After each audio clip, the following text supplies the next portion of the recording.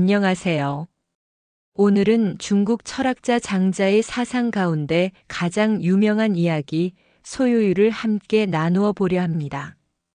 소요유. 이 세 글자는 거침없이 논의는 자유로운 삶을 뜻합니다.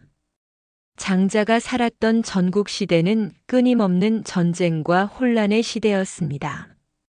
사람들은 출세와 권력, 재물과 명예에 매달려 살았지요. 그 속에서 사람들의 마음은 늘 불안했습니다. 하지만 장자는 달랐습니다. 그는 높은 벼슬을 거절하고 가난하게 살면서도 자유로웠습니다. 그는 이렇게 말합니다. 진정한 자유는 세상의 규범과 욕심에 얽매이지 않고 자연과 하나 되어 흐르는 삶 속에 있다. 오늘 이 시간 우리는 장자의 가르침을 따라 집착과 얽매임에서 벗어나 자유로운 삶을 함께 그려보겠습니다. 특히 인생의 황혼기를 맞이하신 분들께 이 이야기가 새로운 자유의 문을 열어드릴 것입니다. 1장 얽매임의 정체. 잠시 눈을 감고 생각해 보십시오. 지금 이 순간 당신의 마음을 무겁게 하는 것은 무엇입니까? 혹시 자식 걱정은 아닙니까? 재산에 대한 불안은 아닙니까? 아니면 남들의 시선, 체면에 대한 두려움은 아닙니까? 장자는 인간의 가장 큰 고통을 비교와 집착이라고 보았습니다. 다른 사람과 비교하며 스스로를 괴롭히고 재산에 집착하며 불안해지고 명예와 체면에 매달리며 자유를 잃습니다. 특히 노년에 들어서면 이 집착은 더 무겁게 다가옵니다. 자식이 내 뜻대로 살아주었으면 내가 모은 재산을 어떻게 물려줘야 할까? 이웃집은 손주가 벌써 대학을 갔는데 우리 손주는 사람들이 나를 어떻게 볼까? 이러한 생각들이 끊임없이 마음을 짓누릅니다. 하지만 장자는 이렇게 말합니다.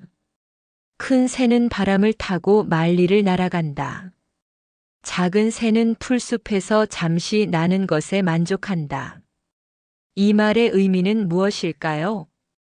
큰 새는 붕새, 즉 상상 속의 거대한 새입니다. 이 새는 한 번 날개를 펼치면 9만 리, 즉 끝없는 하늘을 날아갑니다. 반면 작은 새는 우리가 흔히 보는 참새입니다. 참새는 풀숲에서 풀숲으로 잠깐씩 날 뿐입니다. 장자는 묻습니다. 어느 것이 더 자유로운가? 많은 사람들은 참새가 자유롭다고 생각합니다. 풀숲에서 날아다니며 걱정 없이 사니까요. 하지만 장자는 말합니다. 참새는 풀숲이라는 작은 세계에 갇혀 있습니다. 반면 붕새는 온 우주를 자유롭게 누빕니다. 우리가 바라는 자유는 어떤 자유입니까? 작은 날갯짓에 만족하는 삶입니까? 아니면 넓은 하늘을 나는 큰 새의 비상입니까? 노년의 자유란 무엇일까요? 그것은 평생 쌓아온 집착과 두려움을 내려놓고 비로소 큰 하늘을 나는 붕새가 되는 것입니다. 2장 자유란 무엇인가? 장자가 꿈꾸었던 자유는 무엇일까요? 그것은 단순히 하고 싶은 대로 사는 방종이 아닙니다. 그것은 세상의 규범과 욕심, 두려움에서 벗어난 상태입니다. 장자는 이것을 무위라고 불렀습니다. 무위란 아무것도 하지 않는다는 뜻이 아닙니다. 오히려 억지로 하지 않는다는 뜻입니다. 강물을 보십시오. 강물은 높은 곳에서 낮은 곳으로 자연스럽게 흐릅니다. 바위를 만나면 돌아가고 낮은 곳을 만나면 고이며 끝내는 바다에 이릅니다. 강물은 억지로 바위를 부수려 하지 않습니다. 그저 자연스럽게 흐를 뿐입니다. 하지만 그 흐름 속에서 모든 것을 이룹니다. 이것이 바로 무위의 삶입니다. 자연에 맡기고 흐름을 거스르지 않는 삶. 현대적으로 말하면 옳고 그름을 지나치게 따지지 않는 지혜라고 할 수 있습니다. 예를 들어 고부 갈등을 떠올려 봅시다. 많은 가정에서 며느리와 시어머니가 끝없는 다툼을 벌입니다. 왜 그럴까요? 서로가 옳다는 것을 증명하려 하기 때문입니다. 내 방식이 옳아. 아니야, 요즘은 이렇게 하는 거야. 내가 뭘 안다고 그래? 이런 다툼 속에서 누구도 행복하지 않습니다. 그러나 장자의 지혜는 말합니다. 옳고 그름을 놓아버릴 때 마음은 비로소 자유로워진다. 며느리의 방식이 옳을 수도 있고 시어머니의 경험이 옳을 수도 있습니다. 아니, 어쩌면 둘 다 옳을 수도 둘 다 틀릴 수도 있습니다. 중요한 것은 누가 옳으냐가 아니라 함께 평화롭게 사는 것입니다. 잠시 눈을 감고 생각해 봅시다. 만약 오늘 하루 동안 모든 집착이 사라진다면 내 마음은 어떤 기분일까요? 자식이 하는 일에 간섭하지 않아도 된다면? 재산을 어떻게 쓸지 걱정하지 않아도 된다면? 남들의 시선을 전혀 신경 쓰지 않아도 된다면? 그때 우리의 마음은 얼마나 가벼워질까요? 그것이 바로 장자가 말하는 자유입니다. 3장 장자의 비유 이야기 1930-2800 장자는 늘 짧고 강렬한 비유로 자신의 철학을 전했습니다. 그중 가장 유명한 이야기 두 가지를 함께 나누어 보겠습니다. 붕새와 참새 이야기. 첫 번째는 붕새의 이야기입니다. 앞서 잠깐 언급했지만 이제 더 깊이 들어가 보겠습니다. 북쪽 바다에 거대한 물고기가 살고 있었습니다. 그 이름은 곤.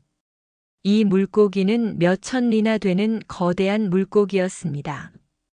어느 날 이 곤이 변하여 새가 되었습니다. 그 이름은 붕. 붕새의 등은 몇천 리나 되고 날개를 펼치면 하늘을 뒤덮을 정도였습니다. 이 붕새가 남쪽 바다로 날아가려 할 때 바다를 3번 치며 날개짓을 하니 물결이 3,000리나 솟아올랐습니다. 그리고 회오리 바람을 타고 9만 리 높이까지 올라갔습니다. 이 장면을 본 작은 참새가 비웃으며 말했습니다. 저 새는 어디로 가려는 걸까? 나는 매일 풀숲에서 즐겁게 날아다니는데 왜 저렇게 힘들게 하늘로 날아가는 거지? 참 우스운 일이야.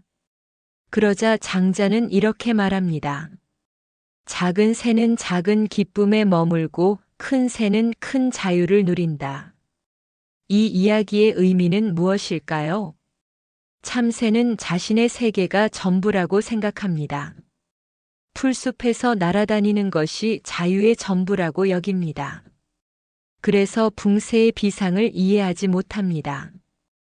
우리도 마찬가지입니다. 평생을 작은 세계에 갇혀 살다 보면 더 큰 자유가 있다는 것을 잊어버립니다. 이게 인생이지 뭐. 다들 이렇게 사는 거야. 이런 생각에 갇혀 진정한 자유를 놓치고 맙니다. 쓸모없는 호박 이야기.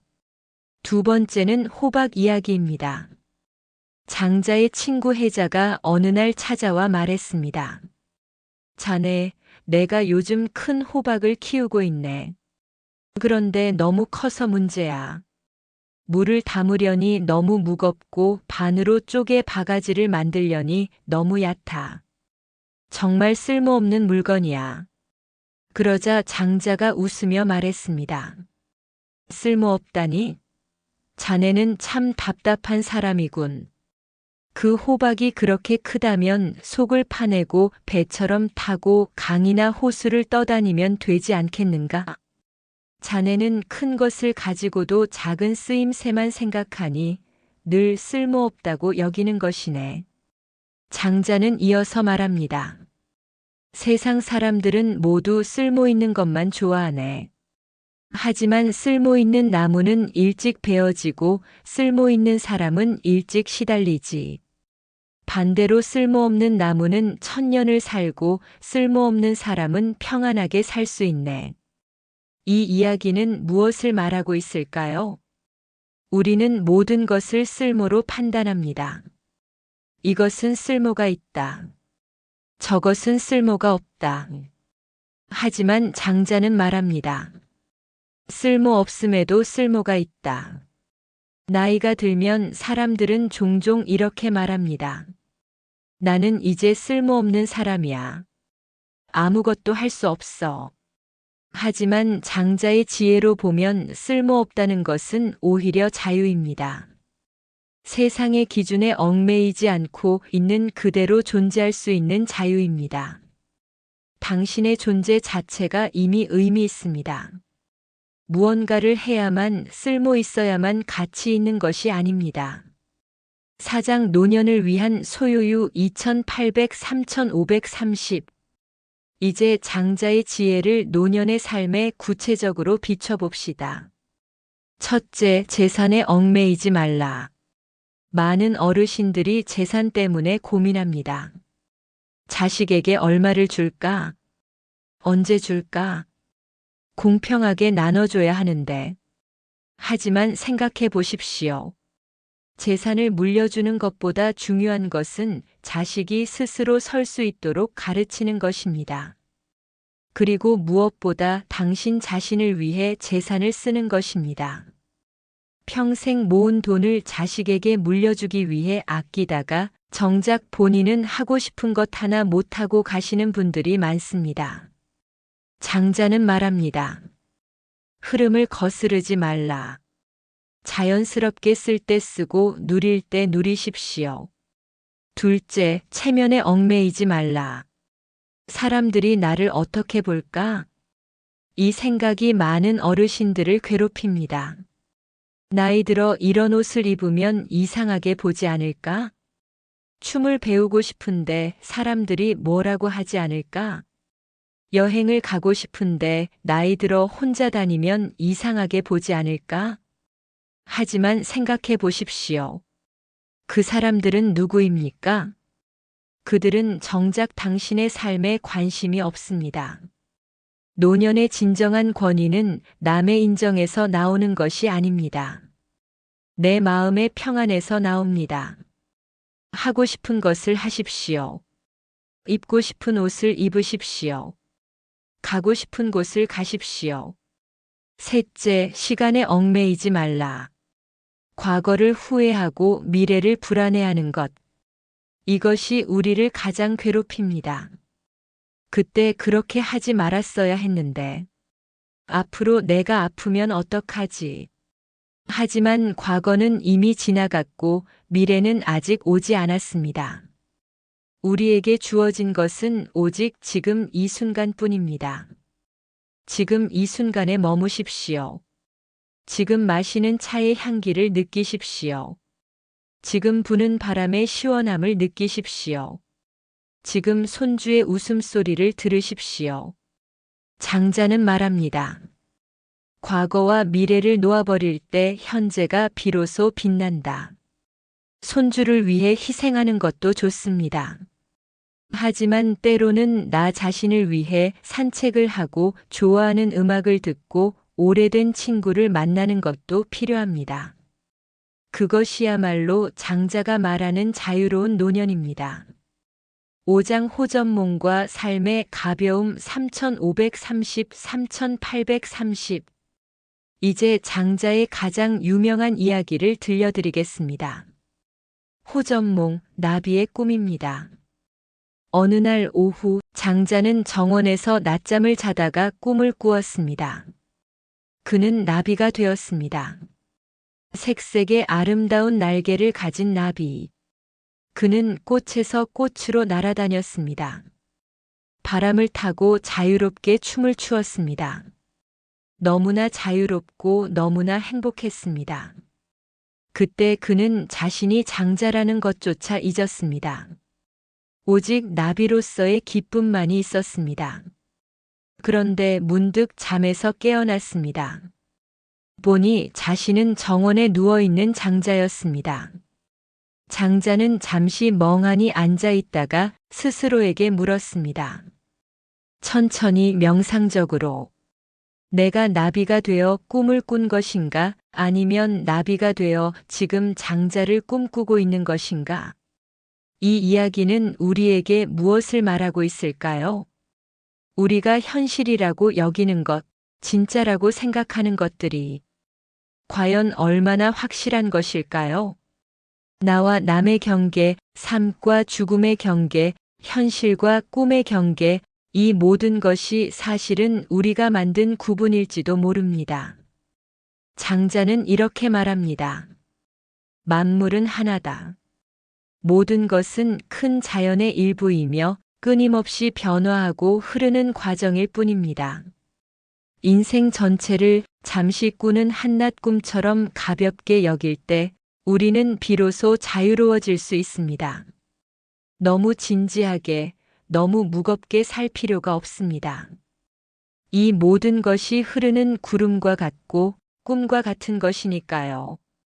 자유로운 노년의 선언, 부드러운 음악, 긴 여정을 함께 해주셔서 감사합니다. 오늘 우리는 장자의 소유유를 통해 진정한 자유가 무엇인지 함께 생각해 보았습니다. 장자는 우리에게 이렇게 속삭입니다. 천천히 감정을 담아. 자연처럼 흘러가라. 얽매임을 놓아라. 바람처럼 자유롭게 살아라. 노년은 얽매임에서 벗어나 가장 자유로워질 수 있는 시기입니다. 재산에 대한 집착, 명예에 대한 욕심, 체면에 대한 두려움, 남과의 비교, 이 모든 것을 하나씩 내려놓을 때 우리는 젊을 때보다 더 큰 자유를 얻게 됩니다. 오늘 이 시간 장자의 지혜를 마음 깊이 새겨봅시다. 그리고 이렇게 선언해 봅시다. 힘있게 하지만 부드럽게.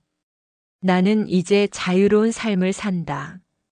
나는 오늘부터 소유유의 길을 걷는다. 나는 바람처럼 구름처럼 자연스럽게 흐르며 살아간다. 당신의 남은 인생이 붕새의 비상처럼 자유롭고 나비의 춤처럼 가볍고 아름답기를 바랍니다. 감사합니다.